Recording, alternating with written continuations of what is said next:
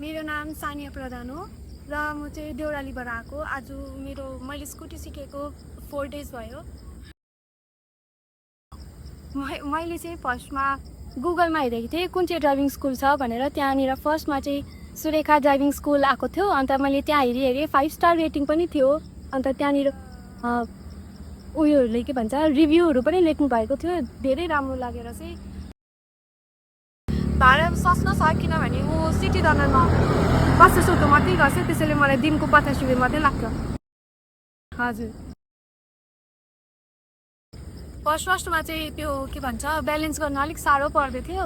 अन्त अहिले डे 4सम्म चाहिँ अलिक धेरै नै इम्प्रुभ भएको छ। राम्रो लाग्दैछ, सरले पनि मजाले सिकाउनु हुँदैछ। अन्त जहाँ जहाँ मिस्टेक हुँदैछ त्यहाँनिर पनि इम्प्रुभ गर्नु भन्नुहुन्छ। त्यसमा चाहिँ हामीले फर्स्टमा के भन्छ ब्रेक र एक्सिलेटर चाहिँ कन्ट्रोलमा गर्नुपर्छ। त्यो कन्ट्रोल भयो भने चाहिँ हाम्रो ब्यालेन्स पनि छिटै मिल्छ। मेरो एक्सपिरियन्स चाहिँ धेरै राम्रो भयो। तपाईहरू पनि इफ स्कुटी या गाडीहरू सिक्नु इच्छुक हुनुहुन्छ भने यहाँ आउनु सक्नुहुन्छ।